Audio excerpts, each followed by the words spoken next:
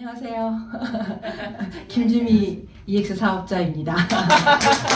방금 김한옥 저 대표님께서 소개하셨지만 정말 코인 시장에 대해서는 무식에 가까운 그런 삶을 살았던 사람인데요. 저는 이전에 10년간 집에서 전업투자자로 주식 투자를 해오면서 살아왔던 사람이에요. 그런데 이렇게 10년 동안 주식 투자를 하는 사람이 왜 코인 시장에는 투자를 하지 않았을까? 저는 사실 개인적으로는 이 코인 시장이 언제 없어질지 모르는, 주식으로 보면 언제 상장 폐지가 될지 모르는 그런 시장이라고 봤던 것 같아요. 그래서 코인 시장이 이렇게 위험한 시장인데 굳이 주식 시장을 앞두고 왜 코인 시장에 가서 그런 투자를 하는가에 대한 의문을 늘 가지고 있었거든요. 그러다가 지난 10월 10일이었, 아니 7월이었죠. 지니어스법 통과될 때 그때 정말 정신이 번쩍했어요. 그러니까 저도 나름 주식을 하던 사람이기 때문에 사회가 어떻게 돌아가고 있는지 또 금융권이 어떻게 움직이고 있는지에 맨날 관심을 가지고 공부를 하고 이렇게 준비를 하고 그런 사람이긴 했는데 이 코인 시장이 지니어스법으로 법제화가 됐다는 소리에 정말 큰일 났다. 빨리 뭔가 여기 뭐가 있다. 그러니까 이거 빨리 알아봐야겠다. 공부해야겠다. 그럼 그때부터 저는 미친 듯이 공부를 하기 시작하면서 그 즉시 그 지니어스법이 통과되자마자 바로 거래소를 회원가입을 하고 저금한 돈을 보내서 막 투자를 해보면서 어떤 코인이 어떤 성격을 가졌고 이제 이런 걸 막 연구하기를 시작을 했거든요. 근데 그러던 와중에 저희 이제 김한옥 대표님께서 저희 카톡으로 계속 어머 그 코인 공부 좀 해봐, 코인 공부 좀 해봐 이러면서 영상 막 보내주고 그랬는데 사실 그 전에는 안 봤어요. 전이 또 저런 데 미쳐가지고 저러고 있구나. 엉뚱한 데서 또 저렇게 위험한 데서 저러고 있구나 라고 해서 안 봤는데 지니어스법 통과되고 나서 저는 그걸 잠시만요. 지니어스법이 통과되고 나서 저는 정신이 번쩍 들었다고 했잖아요. 그러면서 공부를 시작했을 때 어떤 걸 봤냐면 코인 시장이 폭발하기 직전 내가 이 시장에 올라탈 마지막 타이밍이라고 본 거예요. 진짜로 소름이 확 끼치면서 만약에 내가 이 상승의 기회를 놓치면 주식시장 지금 이렇게 수십 년 동안 오는 와중에 주식도 이렇게 큰 상승의 어떤 그런 시대들을 몇 번 겪잖아요. 그리고 또 하락대 시장도 겪고 그런데 제가 봤을 때는 이 코인 시장이 지금 큰 상승을 앞둔 대세 초입 부분이다 이렇게 본 거죠. 그러면서 갑자기 무서워졌어요. 빨리 이 시장에 진입을 해야 되는데 내가 너무 무식하구나였어요. 그래서 정말 공부를 많이 시작을 했는데요. 그러면서 보게 된 게 지금 우리 이 지니어스법에 그러니까 저처럼 모르시는 분들이 혹시 여기 와 있다면 이 지니어스법이 뭘 의미하는지 정도는 아셔야지 저처럼 이렇게 다급한 마음을 가지실 수 있을 것 같아서 지니어스법은 이게 제도권 안으로 들어온 거예요. 아까 제가 그랬잖아요. 주식을 오래 하면서도 왜 코인 시장에 들어오지 않는가에 대한 생각이 그게 위험자산이라고 판단했기 때문이에요. 근데 이게 법제도화가 돼버렸거든요.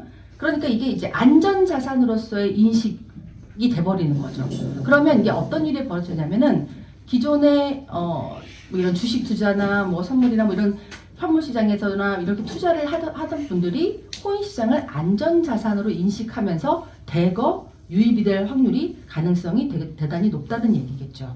그 다음에 지금 현재 여러분들 아실지 모르겠지만 그 스테이블 코인으로 해외에서 뭐 브라질이었나요? 뭐 몇몇 국가에서 ATM기로 수시로 돈을 꺼내 쓸 수 있어요. 마치 화폐처럼 우리도 돈 꺼내 쓰는 것처럼 그런 식으로 그 ATM기를 통해서 그 스테이블 코인으로 다시 그 나라의 자국의 화폐로 받아서 이렇게 사용할 수가 있는데요. 특히 지금 여러분들이 유튜브나 이런 데서 보시면 이런 얘기 들어보셨을 거예요. 아마 어떤 뉴스에도 그게 나왔던 것 같은데 지금 그 스테이블 코인으로 송금하는 것들이 예전에는 우리가 은행을 통해서 이렇게 송금을 했었잖아요. 그래서 많은 수수료를 지불하고 서로 간에 멀리 있는 친척에게 돈을 보내고 돈을 받고 이런 일이 있었다면 지금은 코인으로 송금을 하고 거기서 코인으로 받아서 자국의 나라로 교환하고 이렇게 되기 때문에 수수료가 거의 없는 이런 현상이 있는 거죠. 근데 개인들도 이럴지언데 지금 어떤 일이 벌어지고 있냐면 삼성 같은 대기업에서 외국에 있는 자회사에 이렇게 코인으로 결제를 해서 아주 빠른 속도로 송금을 하고 거기서 자국 그 외국에서 그걸 받아서 쓰고 이런 식으로 결제가 굉장히 빠른 속도로 왔다 갔다 할 수 있어요. 왜냐하면 기존에는 그 은행을 통해서 이렇게 돈을 보내려면 한 3박 4일 정도 걸린다고 해요. 그런데 지금은 이 스테이블 코인으로 완전히 엄청난 실시간으로 왔다 갔다 하고 수수료도 저렴하고 이런 변화가 일어나고 있는 거죠. 근데 이거 개인들도 지금 그런 식의 거래를 하고 있고요. 또 물가가 엄청나게 상승하고 있는 어떤 나라에서는 약간 못 사는 나라, 약간 그런 경제적으로 되게 어려운 나라에서는 물가가 하루가 다 일어나면 물가가 올라 있고 일어나면 물가가 있고 되게 불안정하잖아요.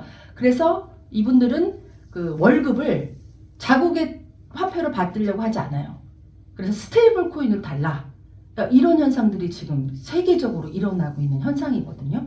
그러니까 이렇게 코인이 결제 시스템과 송금 시스템의 일상화가 된다고 생각해 보세요. 이거는 진짜 화폐의 형태가 변하는, 지폐에서 코인으로 형태가 변하는 아주 놀라운 세상에 저희가 이제 진입을 하고 있는 거죠. 우리가 살면서 우리가 쓰는 이 돈이라는 형태가 변하는 걸 여러분 그런 시대에 살아보셨나요? 금에서 지폐로 오는 그 시대에 우리가 있었나요? 그때가 언젠가. 우리는 아마 저 같은 경우는 태어나지도 않았을 텐데 지금 이 시대가 그 놀라운 시점에 있더라고요. 지폐에서 코인이라는 형태로, 토큰이라는 형태로 변화하는 시대. 이거는 엄청난 변화죠. 인류 역사상. 그리고 이런 때마다 항상 놀라운 기회가 와요.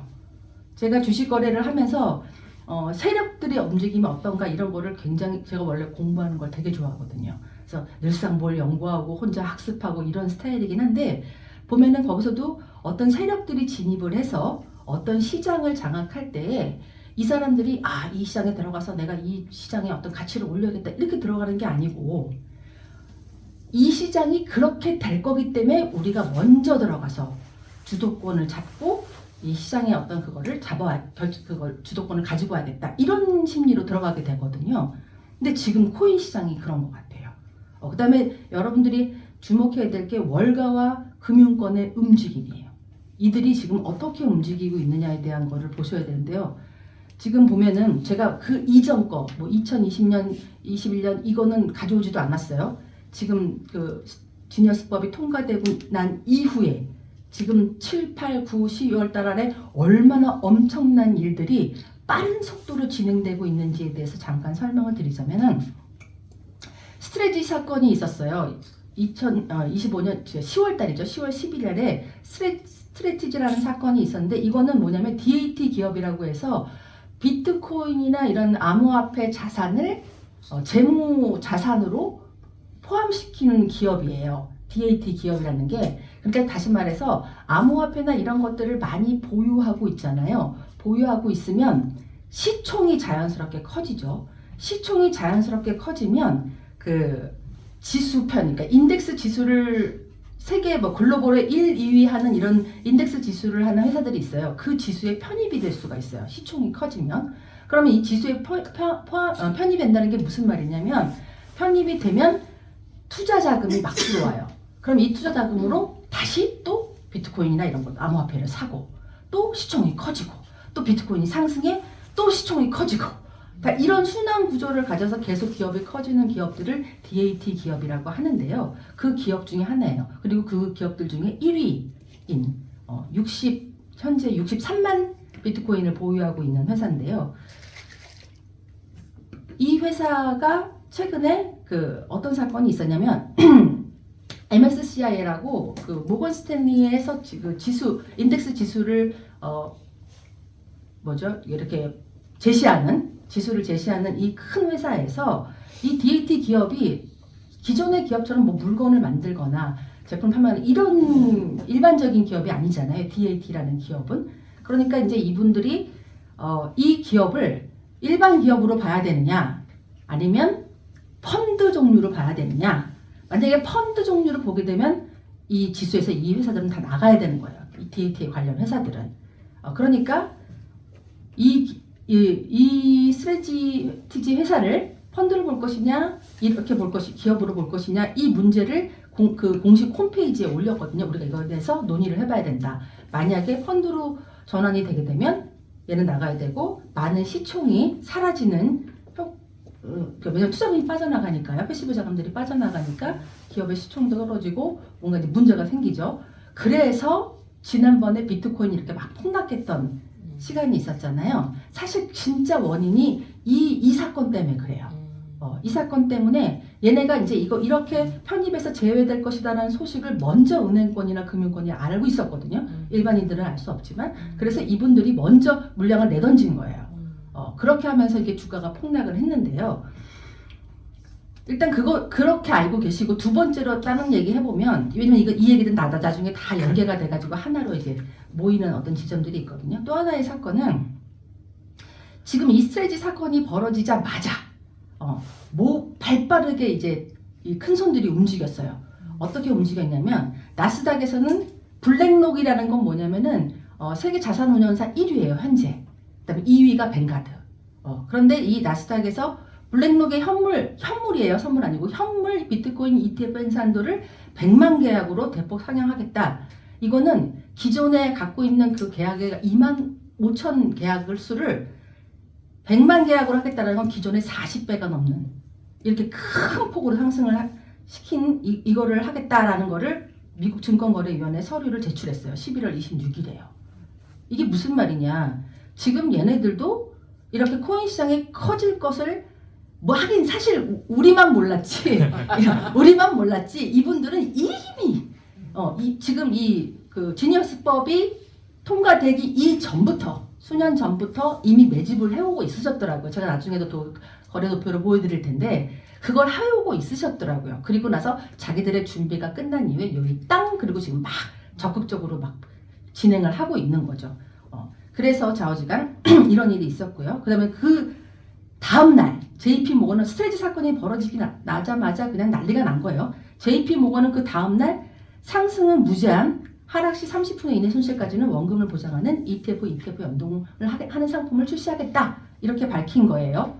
이것도 대단히 놀라운 일이죠. 왜냐하면 우리가 알던 그 지니어스법 이전에 국가나 정부나 금융권이나 어떤 스탠스를 취했는지 혹시 기억하시는 분 있으세요? 그들은 코인 시장에 대해서 굉장히 미온적인 태도를 취하면서 코인 시장이 글쎄 계속 지세 그거 무슨 가치가 있어 막 계속 이런 식으로 자세를 취하다가 갑자기 지니어스법 통과된 이후에 완전히 스탠스를 바꿔서 막 현물 ETF 대폭 상승시키고 막 어떤 그런 스탠스를 잡으려고 지금 막 난리를 치는 이 상황이 벌어지거든요. 이게 이 밑에 거 한 번 더 볼게요. 뱅가드의 주요 화폐, 암호화폐 연동된 ETF와 뮤추얼 펀드 거래를 허용한다.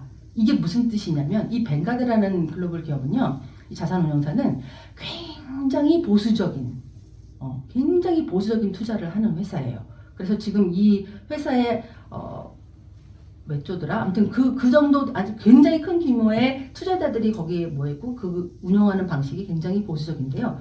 이 보수적인 이 뱅가드가 지금 암호화폐와 연동된 ETF를 상품을 출시하겠다는 거예요. 그리고 그날로 유입된 게 85조 3천억 원이 유입됐어요. 그 ETF에 85조 어마무시하잖아요. 네. 우리는 사실 이게 85조 0 찍으면 읽을 수도 없는 돈이긴 하잖아요. 네. 근데 그런 돈이 여기에 유입이 돼버린 거예요. 근데 그거를 12월 2일 날 발표했어요. 뱅가드에서. 그 다음에 바로 뭐가 있었냐면 미국 증권사라고 있어. 우리나라로 보면은 삼성증권, 뭐 키움증권 이렇게 주식 거래를 하는 증권 거래소 있잖아요. 거기에 찰스 슈왑이라는 회사가 있어요. 이 회사가 2026년 상반기 비트코인과 이더리움의 거래를 지원을 추진했다. 이거 무슨 말이냐면은 그 거래소 내에서 주식과 함께 비트코인을 사고 팔 수 있는 걸 하겠다라는 얘기예요. 근데 이분은 이게 4월하고 6월에 이미 그런 식의 어떤 발언을 이미 하셨었더라고요. 그런데 본격적으로 11월 6일에 투자자 대상 설명회에서 우리가 2020년 상반기에 하겠다! 이 서비스를 하겠다! 이렇게 된 거예요. 일정을 내년 1월인가 6월인가에 완전히 잡아서 진행을 한다고 해요. 그러면 이제 우리가 주식시장에서도 코인을 사고 파는 시대가 온 거예요. 그러니까 여러분 잘 생각해 보세요. 우리가 위험자산이라고 불렸던 정부와 금융권과 모든 세계가 이거 위험자산이야 라고 계속 흩뿌리면서 코인에 대중들로 하여금 코인에 집중하지 못하게 하던 그 시기에 자기들은 물밑 작업 다 해서 매집하고 뭐하고 어떻게 이 시장을 주도권을 선점할 것인가에 대한 연구를 미친 듯이 해왔던 거예요. 그 다음에 그것을 폭발함과 동시에 지금 자기들이 계획했던 전략을 막 수립해 가고 있는 거죠. 자, 이게요, 10년 이상 우리가 흔히 말하는 그 비트코인을 처음 창시했던 분들이 계시잖아요. 그러니까 사토시하고 그 암호학자들, 그 다음에 채굴자들, 그 다음에 그 사이버 펑크라고 이 비트코인이랑 철학적, 그러니까 화폐에 대한 철학적 개념을 가지신 분들의 집단, 거의 종교적인 사이비에 가까운 그런 신념을 가지신 분들인데, 그런 집단과 그런 집단들이 10년 이상 보유하신 장기 고래라는 표현을 쓰거든요. 그런 분들이 지금 보시면 아시다시피지만 2021년 정도까지는 거의 저런 신규 고래들이 없이 이 사이버펑크로 된 주요 집단분들께서 이 암호화폐를 사고 파는, 비트코인을 사고 파는 형태였어요. 개인들하고. 이것을, 이 시장을 그때 이미 이해한 그 개인 투자자들하고 그랬는데 지금 보세요. 2021년부터 신규 고래가 등장하죠. 저렇게 파란색 부분이 신규 고래 여기 부분인데요. 이게 전체적인 물량 양이라고 하면은 장기 고래가 대부분 가지고 있다면 신규 고래가 이제 진입하기 시작해요. 그래서 2021년부터 큰 매집을 한번 이루죠.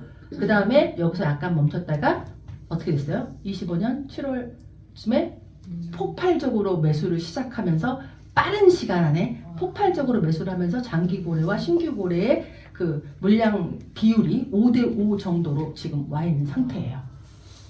근데 이게 또 뭘 의미하느냐면, 이거는, 그러니까 이 모든 제 얘기를 뒤쪽으로 갔을 때 약간 통합해서 여러분들이 알 수 있는 말씀을 좀 해드릴게요. 일단은 데이터만, 팩트만 제가 전달을 먼저 하자면요. 이거는 과거의 사이클 매수의 주체는 개인이었다면, 여기 보시면 거래량 이렇게 막 터지는 거 보이세요? 이런 거래량은 개인들이 터질 수가 없는 거래량이에요. 제가 주식을 해보면요, 어떤 조용하게 있다가 개인들이 뭐 아무리 많이 산다 해도 저렇게 거래량 그래프를 막 요동치게 만들 수 있는 그런 거래량을 일으킬 수가 없어요. 저건 아주 큰 손들이 움직인다는 얘기거든요. 그런데 지금 보시면 거래량이 요동치고 있죠. 이분들은 벌써 18년, 19년 다 준비를 시작한 거예요. 뭐지? 우리가 그러니까 그분들은 그렇게 생각하셨을 거야. 이 비트코인이라는 게 어떤 거예요? 제도권 밖에서 태어난 아이잖아요. 제도권 밖에서 태어났으면 이거 불편해요? 안 불편해요? 되게 불편하겠죠. 저거를 없애야 되는데 처음에는 없애기 위해서 노력도 많이 했어요.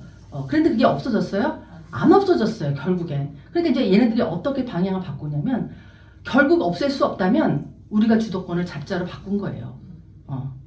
방법이 없으니까. 아무리 없애려도 없어지지 않으니까. 그래서 주도권을 잡자. 이렇게 변했어요. 그래서 이들이 조용히 매집을 먼저 시작합니다. 그래서 이분들은 벌써 여기서 이 그래프를 통해서 알 수 있는 거는 이미 여기서부터 준비를 해서 이 시장을 우리가 어떻게 포섭하고 이걸 우리가 어떻게 운영하고 저 나라 우리나라 어떻게 주도권을 막 갖고 이거를 이미 매집하면서 계산을 계속하면서 전략을 세우고 있었던 거예요. 그리고 이미 지니어스법, 우리는 지니어스법이 코인화가 됐네 이러고 있는데 그분들은 그게 준비 끝이라는 얘기예요. 다 준비 끝났어 우리는. 자 출발! 이렇게 된 거죠. 그래서 아무튼 이런 식으로 거래량이 폭발하고 있는데요. 여기 보시면요. 지금 이 지점에 어떤 일이 벌어지고 있냐면 지금 아까 말씀드렸던 10년 이상 그 장기 고래들 있잖아요. 장기 보유 고래들. 그분들이 지금 여기서 물량을 대거 털고 있거든요. 엄청난 물량을 털고 있어요. 놀라울 정도로 그때 언제였지? 그 비트코인 우리가 막 계속 오를 거야 했는데 왜 안 올라 막 이러던 시절이 있었잖아요. 시기가 있었잖아요. 뭐 비트코인 이제 상승기가 시작돼야 되는데 왜 이거 안 오르고 있지? 그러던 때에 이런 대형 고래들은 물량을 어마무시한 물량을 내던졌어요. 근데 그 물량을 누가 받았게요? 기관. 네, 월가와 금융권과 기관이 받았어요. 그래서 가격이 떨어지질 않고 있는 거예요. 만약에 그런 정도의 놀라운 물량을 막 장기 고래들이 내던졌으면 주가가 이렇게 훅 한번 와야 돼요. 이렇게 확 와야 되는데 안 내려오고 있잖아요. 이거 되게 이상한 거거든요, 사실은. 그러니까 누군가 어마어마한 큰 손이 이걸 받아내고 있다, 이 물량을. 떨어지지 않고 있는 거죠. 근데 어떤 바보가, 일반인도 그렇게 생각하시겠지만 어떤 금융권과 어떤 큰 자산 운용사가 돈이 되지 않는 것들에 저렇게 돈을 쓰냐고요. 상식적으로 그렇지 않으세요? 우리가 뭘 할 때 돈이 될 만한 걸 사잖아요. 뭐든지 부동산이든 뭐 주식이든.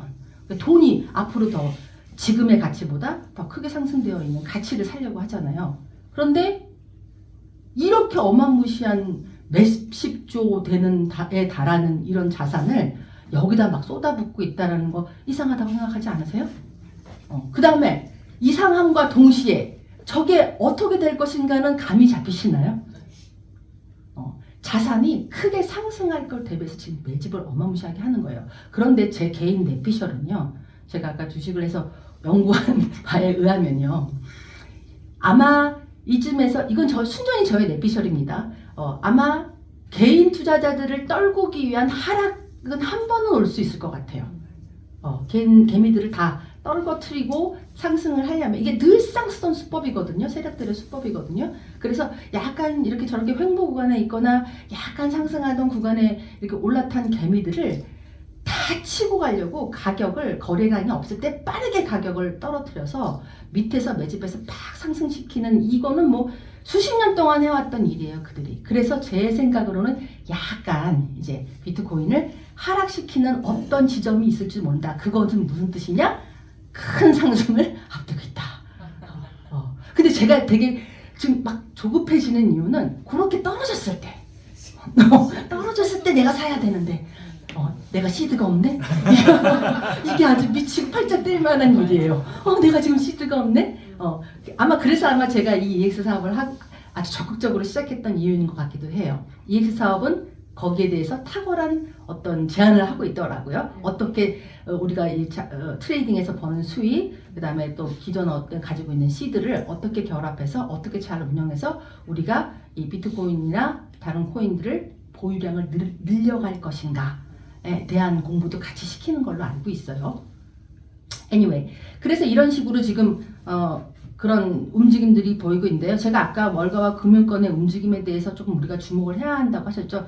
저는 머리가 굳은 사람이라 그랬잖아요. 그러니까 정확한 팩트와 내가 상식적으로 이론적으로 이해될 만한 일이 아니면 잘 움직이지 못하는 아주 보수적인 사람이긴 해요. 제가 유연성이 없어요, 사고에. 그런데 이런 지표들과 데이터들은 이거는 뭐 어떻게 속일 수도 없는 거고, 그러니까 제가 완전히 마음이 동해버렸죠. 자, 이게 아까 제가 조금 전에 말씀드렸던 이게 그 전체 평균, 그러니까 기관과 금융권의 전체 ETF 평균 매수 가격인데요. 벌써 79K입니다. 네, 79K. 이 파란 선이 잘 안 보이시나? 요렇게 지금 파란 선이 있는데 이게 평균 매입가예요. 평균 매입가. 그런데 지금 비트코인 가격은 그 위를 좀 상회하고 있죠. 그런데 요 비트코인이 이 매입가 밑으로 이렇게 떨어지는 일이 있을까요? 잘 없을 것 같아요. 그러니까 아마 이 평균 매입가 여기 어디서 한번 이렇게, 저는 그거를 협곡이라고 하는데요. 주식시장에서 보면 차트가 이렇게 얘네들이 개미를 떨구려고 밑으로 거래량이 없을 때 가격을 떨어뜨리거나 올리기가 참 좋거든요. 왜냐면은 자기네가 매수해서 막 이렇게 매도해서 조금만 있어도 막 매도하면은 가격이 미친 듯이 내려갈 수 있으니까요. 반대도 마찬가지고요. 그래서 그런 식으로 아마 이렇게 협곡 모양의 그런 식으로 여기서 잠깐 그런 것들이 나오지 않을까, 그랬으면 좋겠다라는 개인 정말 제발 좀 그래라 막 이러고 있어요. 지금 현재 비트코인이나 이런 것들을 가지고 계신 분들한테는 대단히 죄송합니다. 그분들은 얼마나 심장이 쫄리겠어요. 그런데 저같이 아직 비트코인이 그렇게 비트코인이란다, 그런 암호화폐에 대한 자산이 많지 않은 사람들은요, 떨어져라.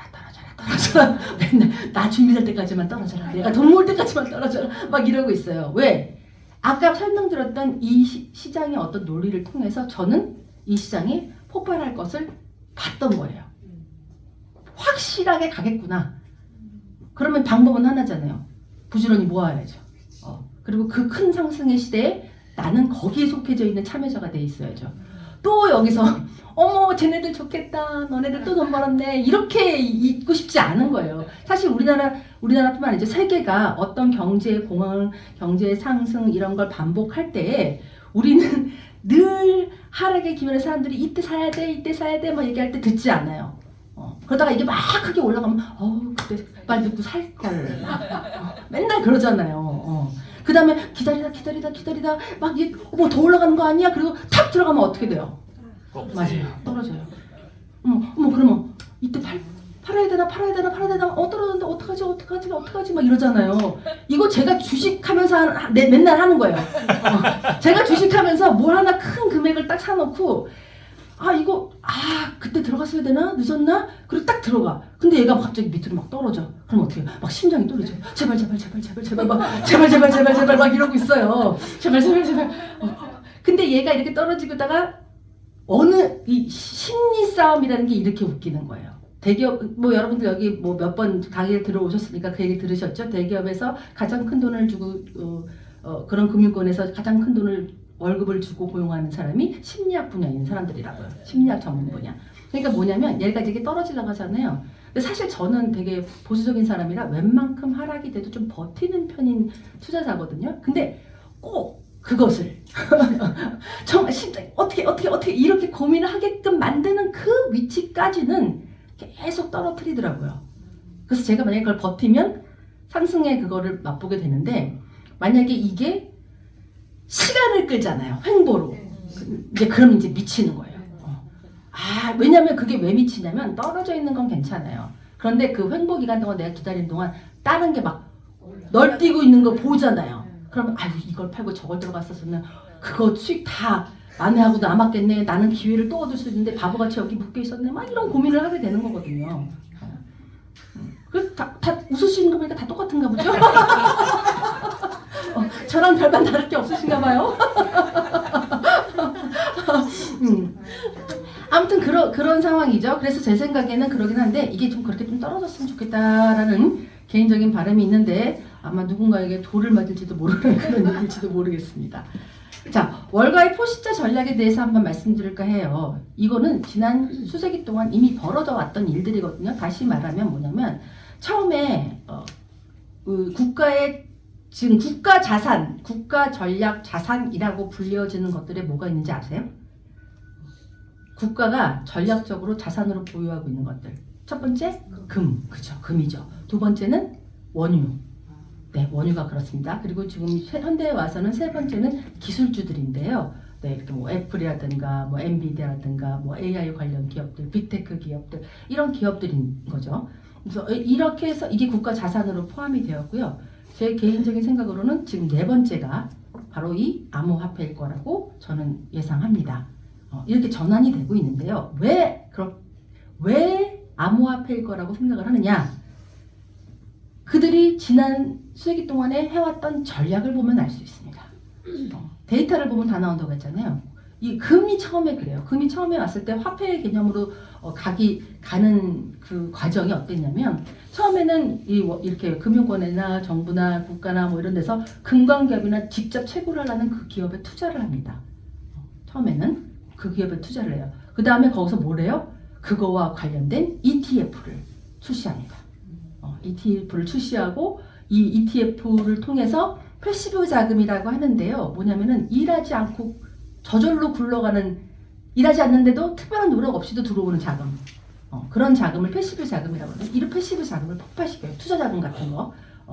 그래서 이때가 이 실물금의 종유화라는 표현을 써요. 실물금의 종유화, ETF. 그래서 실물 자산은 오히려 거래량이 크게 움직이는 유동성이 적어지고 이 ETF가 이 조근조근하니까 난리가 나는 그런 시대가 오죠. 그 다음에 어떤 시장이 벌어져요? 파생 상품, 선물, 옵션 막 이런 식으로 이 과정을 금이 거쳤거든요. 그리고 나서 원유도 보면 똑같죠. 메이저 오일 회사에 직접 투자하고 그 다음에 그거에 관련된 ETF가 등장하고 그 다음에 여기다가 선물 옵션 폭증하고 그렇죠. 이렇게 되고요. 다음은요. 그 다음에 기술주들 뭐 애플, 페이스북, 뭐 구글, 뭐 등등등등 이런 그다음에 리츠도 있고요. 이런 식으로 동일한 방태로 얘네들도 동일한 방식으로 ETF와 뭐 등등등등 나옵니다. 이게 이제 월가의 포시어 전략의 단계별 진행인데요. 첫 번째는 아까 말씀드렸다시피 채굴회사나 그러니까 DAT 기업의 그러니까 아까 그 초기 그 현물 회사에다가 투자를 한다고 했잖아요. 네, 이렇게 마찬가지로 지금도 우리 암호화폐를 채굴회사나 DAT 기업에 지금 투자를 했죠. 엄청난 금액을 투자를 했었죠. 아까 처음에 말씀드렸던 스트레티지 기업 같은 그런 기업 같은 경우들 DAT 기업에 투자를 했죠. 그리고 나서 현물 ETF가 등장했죠. 똑같은 방식으로. 그 다음에 다시 옵션하고 구조하고 파생 상품 나올 거고요. 지금 이게 우리가 요게 어디쯤 있는 거예요. 현물 ETF 막 등장하고 있죠. 지금 똑같이. 그러니까 이게 반복된 전략이었어요. 똑같은. 자기네들이 어떤 것들을 주도권을 잡기 위해서 늘 똑같은 방식을 써오는데요. 뭐 그도 그럴 수밖에 없게 너무 큰 규모의 어떤 조직이 굴러가려면 익숙한 방식으로 가는 것이 빠르긴 하겠죠. 아무튼 여기에 있어요. 조금 있으면요. 이렇게 옵션과 거기에 대한 파생 상품들이 우후죽순으로 막 나올 거고요. 거기에 패시브 자금들이 막 쏟아지면서 이 시장이 완전히 폭발할 거예요. 그러면 이제 얘네들이 이렇게 움직이는 거 보고 뭐래요? 개인 투자자들도 뭔데 막 이러면서 막 몰려들겠죠. 이렇게 되는 상황이고 나중에는 은행, 보험, 정부로 다 이게 다 금융 인프라가 통합이 되면서 이렇게 5단계는 글로벌 시장으로 확대되는 코인이 일상화가 돼버리는 화폐를 대체하는 이런 시장으로 갈 텐데 지금 만약에 지폐종이 사라진다 그러면 난리가 날까요? 안 날까요? 난리 나죠. 그러니까 이걸 아는 거예요. 그래서 이거를 지폐종이가 없어지는 화폐 가치가 하락을 지금도 하락하고 있어요. 아시는 분 뭐 대부분 아실 거라고 보지만 지금도 화폐 가치가 하락하고 있는데요. 이게 나중에는 더 하락하게 될 거예요.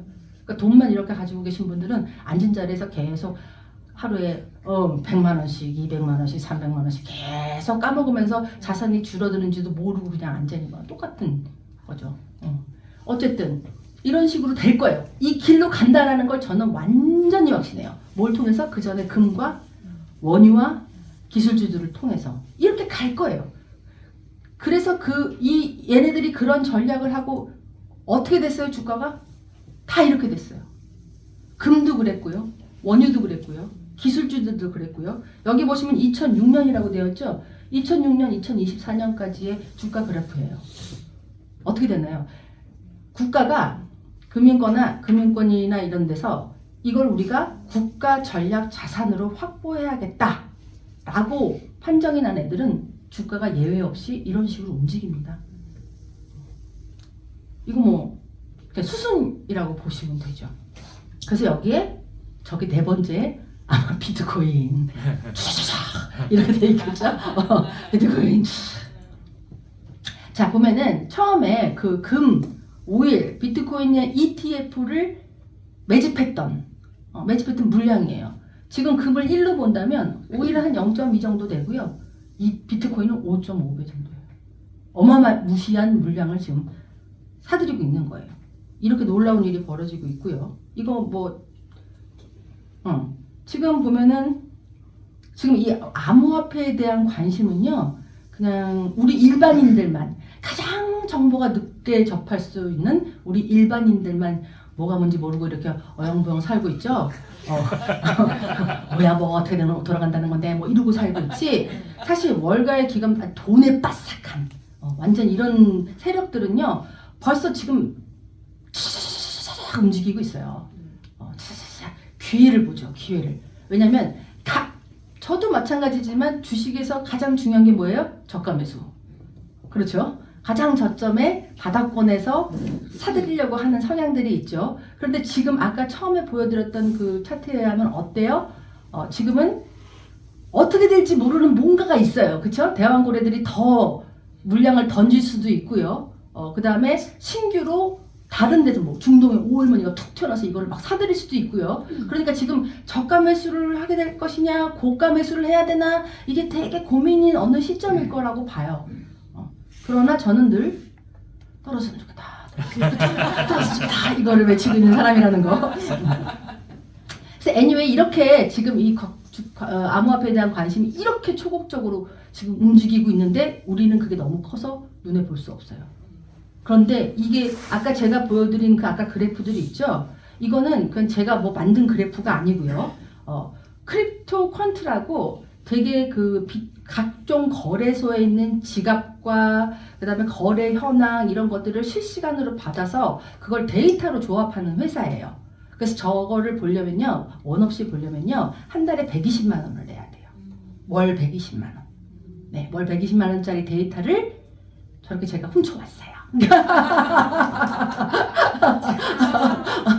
나만 당할 수 없다 막 이런.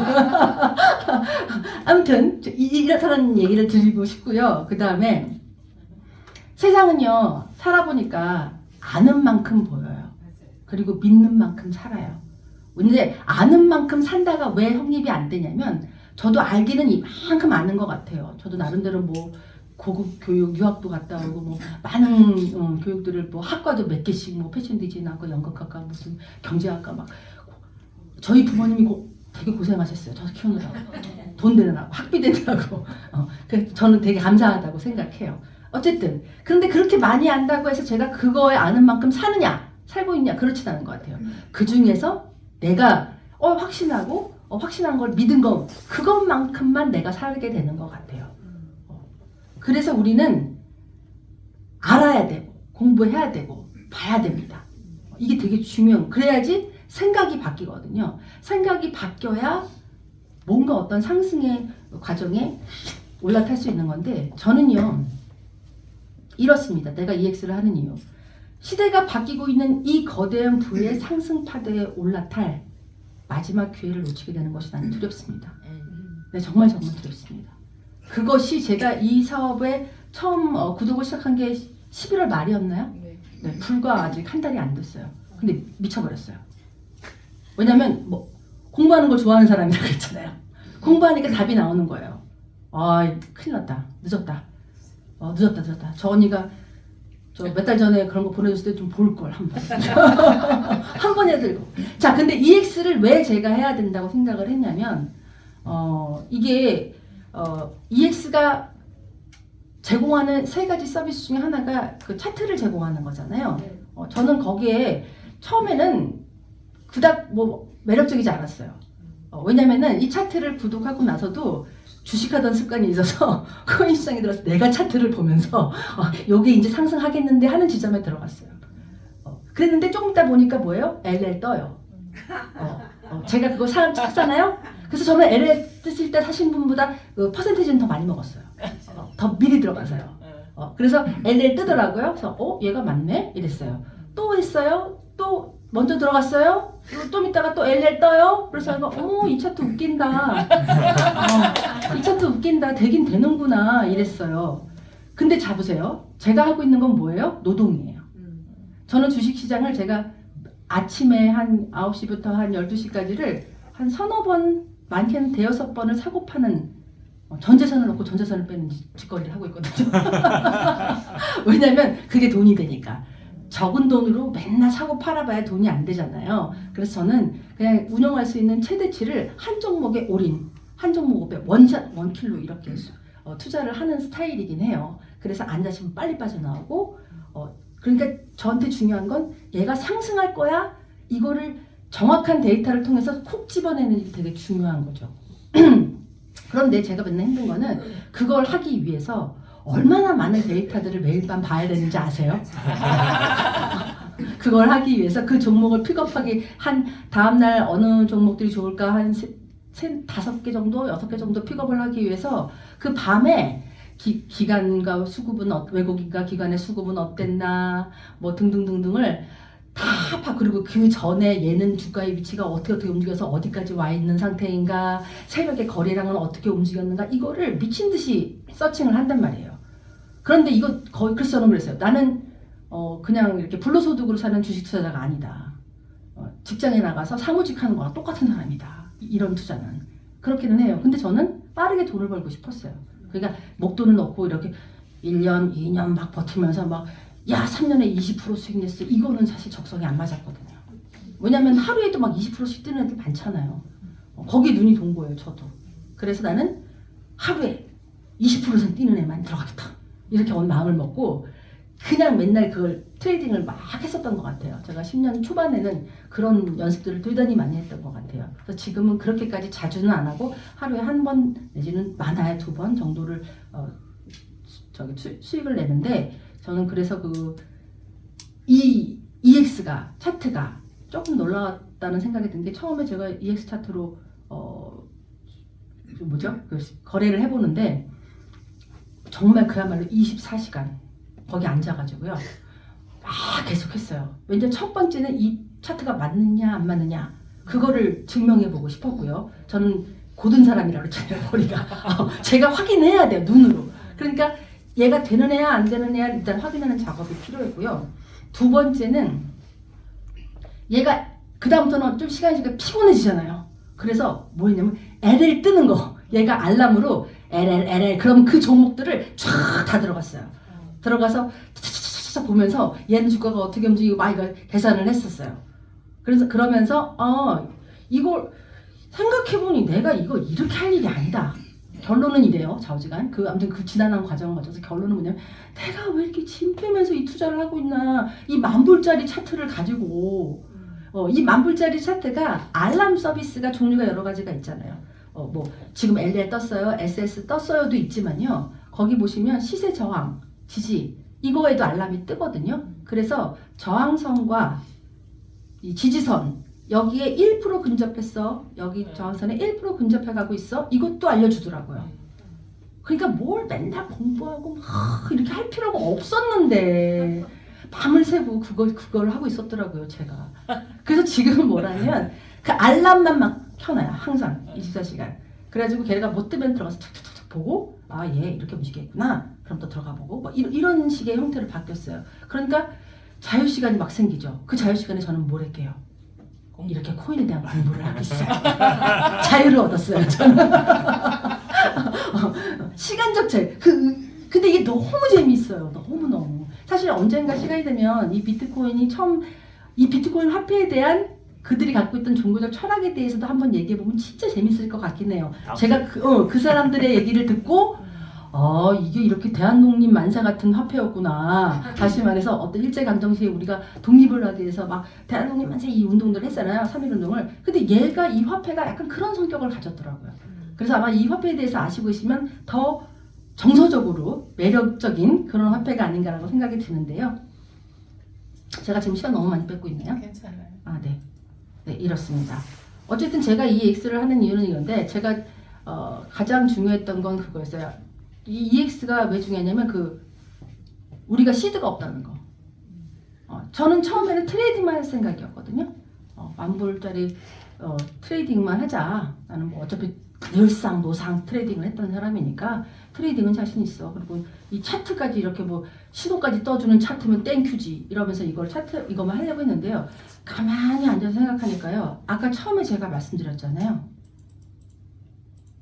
시장이 이렇게 갈 것인데 차트 하면서 내가 가던 정말 지금 생각하면 나중에 후에 제가 갖고 있을 돈에 비하면 아무것도 아닌 규모의 이 돈으로 지금 의자에 앉아서 트레이딩을 할 일이 아니다. 트레이딩. 그래서 저는 처음부터 이 사업에 대한 설명을 듣고 제가 따로 공부를 하고 이러면서 어떤 자료가 여기서 가치관이 결합이 됐냐면, 사업을 해야 되는구나. 빨리 부자가 되려면 사업을 해야 되는구나. 그러니까 이 10,000불이라는 구독권에는 저는 이게 차트가 10,000불이다 이렇게 생각하지 않아요. 이 사업을 할 수 있는 권리와 그 다음에 이 트레이딩 이 두 개를 내가 10,000불 주고 샀다. 이런 개념으로 이해를 하는 거예요. 그래서 나는 시드를 모으려면 이 사업만큼 좋은 게 없겠구나. 얼마 전에 제가 사실 처음에 김한옥 대표님한테 이 사업에 대해 설명 듣고 뭐 얼마 벌고 있어 숫자 나한테 고모니까 나 일주일에 얼마 벌어 막 자랑하시라고. 저게 거짓말일 수도 있고 어디까지가 진실이라고 믿어야 돼. 나 막 이랬어요. 그게 말이나 돼요? 일반인들이 상식적으로 일주일에 몇 천만 원씩 번다는 게 그게 말이 돼요? 안 되죠. 그러니까 안 믿으셨잖아요. 안 믿었죠. 안 믿었죠. 믿을 수가 없었죠. 그게 뭐냐면 저는요 사실 부자 마인드로 좀 살았던 사람이라고 저는 생각을 했어요.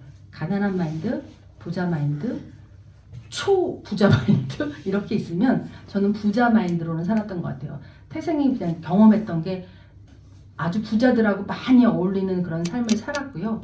그 다음에 훗날에 사회생활할 때도 우리나라에서 상위권에 몇몇 손꼽히는 그런 부자들하고 많은 교류를 하고 살았던 사람이었어요. 네트워크를 가지고요.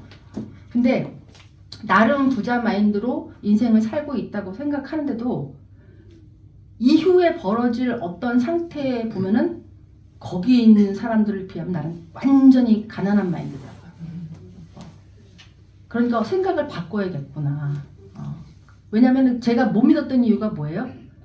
일주일에 수천만 원씩 막 5, 6천만 원씩 버는데 이거 뭐 어떻게 믿어? 가난한 마인드라 그래요. 가난한 마인드. 벌 수 있어요. 그게 되더라고요. 놀랍더라고요. 근데 만약에 제가 시드가 한 10억 정도 있는 주식 거래였으면 저는 그렇게 벌 거예요. 하루에도 아마. 그럴 것 같아요. 수익률이 꽤 높게 나오고 이러니까요. 근데 시드가 너무 적어요. 그러니까 수익률 나오면 뭐예요? 맨날 그 자리예요. 왜냐면 그거 벌어갖고 또 생활비 써야 되고 나가야 되고 그러면 또 없어요. 그럼 또 열심히 그냥 무슨 직장인처럼 그렇게 열심히 해가지고 또 벌어요. 이게 답답해 미치겠더라고요. 그랬는데 이 언니가 그랬을 때 그러니까 그런 삶에 익숙해 있다가 근데 생각은 했어요. 그래 시드가 큰 사람들은 하루에도 몇천만 원씩 버는 게 가능하다라는 건 뭐 알고는 있었어요. 그런데 이 언니가 이제 그런 얘기할 때 어머 개뻥 말도 안 돼. 내가 언니의 과거를 아는데 무슨 일주일에 무슨 수천만 원씩 말이나 되는 소리야 이랬어요. 그랬는데 지난번인가 일주일 이주인가 윤민호 대표님이 수익 공개하셨더라고요. 그쵸? 수익 공개하셨잖아요. 네네. 거기 보니까 막 7천만 원, 8천만 원 일주일에 갑자기 빈정이 확 상하더라고요. 진짜.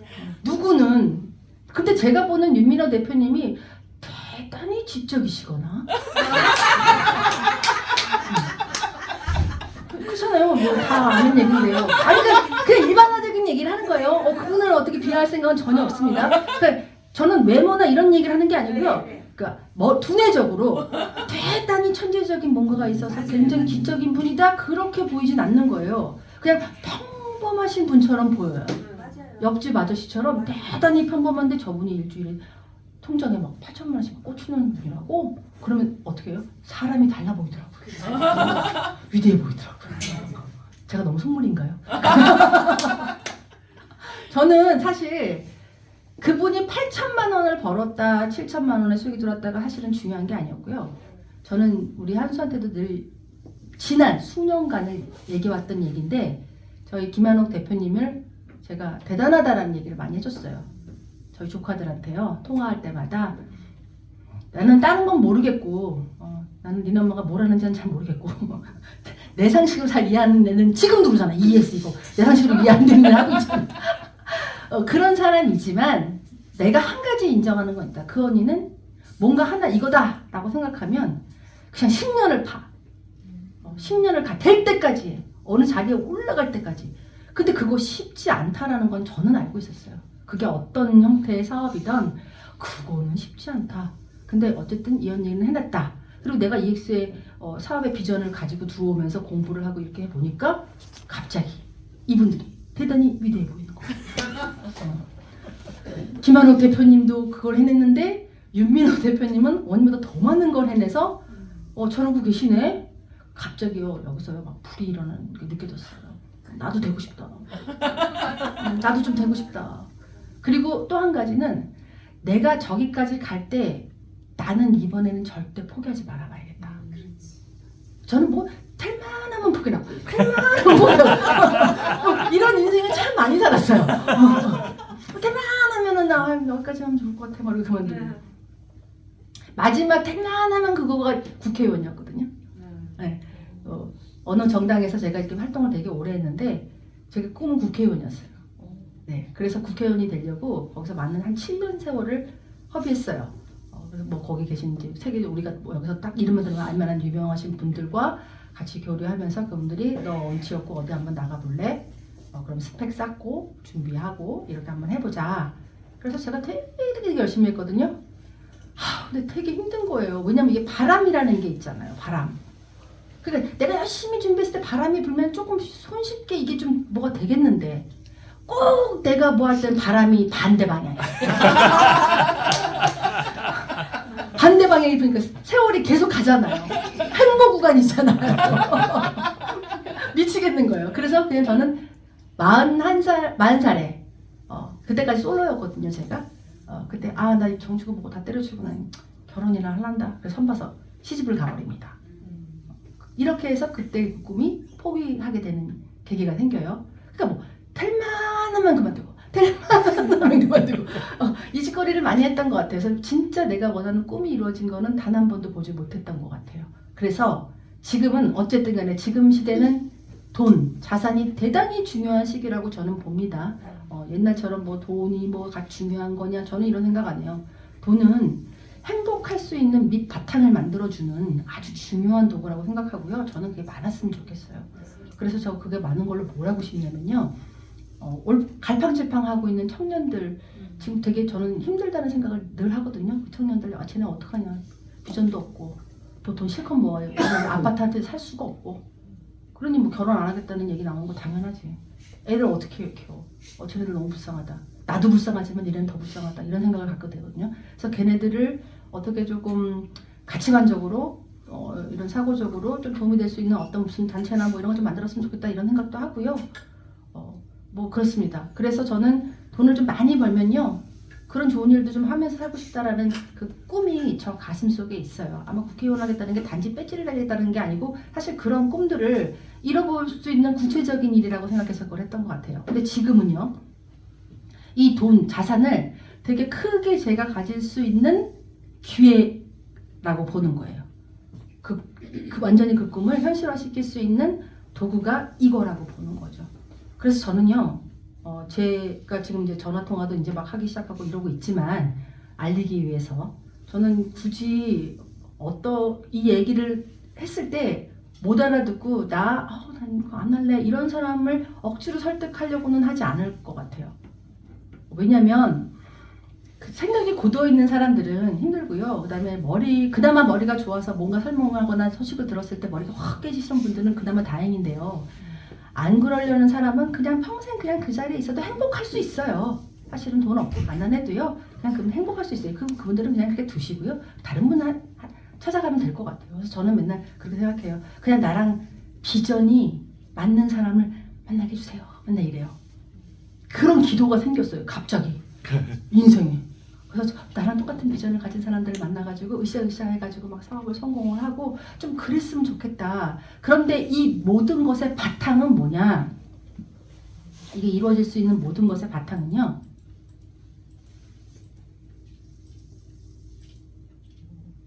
여기에 있는 것 같아요. 뭐냐면 아주 많은 대중들이요. 다 이 코인 시장을 안전한 자산으로 투자처로 인식하고 대거 들어오는 일도 벌어질 거고요. 또 그렇지 않아도 여기 지금 그것 빠졌네. 아까 제가 그 말씀드렸나요? 은행권이 지금 그 며칠이었지? 은행권이 빠졌구나. 뭐냐면 그 은행 있잖아요. 은행들이 지금 그 비트코인이나 이더리움을 보유할 수 있는 그 허가가 떨어졌어요. 원래는 안 됐거든요. 이거 얼마 안 돼요. 이 소식이 나온 지는 얼마 안 되는데 보관 됐어요. 보관 서비스. 보관 서비스. 예. 왜냐면은 이게 그 은행들이 그 이더리움이라는 플랫폼을 사용할 때는 수수료를 코인으로 지불해야 되거든요. 그러니까 코인 값이 오르든지 떨어지든지 관계없이 이들은 필요에 의해서 그 수만큼 사야 돼요. 보유하고 있어야 돼요. 그러니까 뭐냐면 은행들은 점점점 이게 그 필요에 의해서 보유해야 되는 이 코인의 양이 늘어나게 될 거고요. 거기서 수요 일단 먼저 있죠. 그 다음에 뭐 아시다시피 이미 뭐 많은 월가와 기관들이 지금 엄청나게 지금 코인들 떨어지기만 하면 막 주워 담는 이런 일들이 벌어지고 있죠. 그 다음에 그거 아니더라도 투자로서의 코인이 아니더라도 일상생활에서 많은 사람들이 코인을 주고받고 보내고 쓰고 이런 일들이 지금 막 있단 말이에요. ATM기가 사방팔방에 막 생기고 그냥 뭐 우리 카드 모아서 돈 꺼내 쓰듯이 그런 식으로 되고 있는 세상이잖아요. 그러면은 아마 코인과 토큰이 일상화되는 그런 삶을 살 텐데요. 그때 그들은 이미 그거를 사용하는 수준에 그칠 때 우리는 이거를 이미 더 오래전에 투자 가치로서의 뭔가로 이렇게 하고 있다는 건 정말 대단하지 않겠습니까? 그래서 저는 여기 와 계신 분들도 너무 놀랐고요. 저보다 먼저 오셨잖아요. 그러니까 정말 대단하다고 생각하고요. 열심히 한번 이 사업 해보겠습니다. 감사합니다.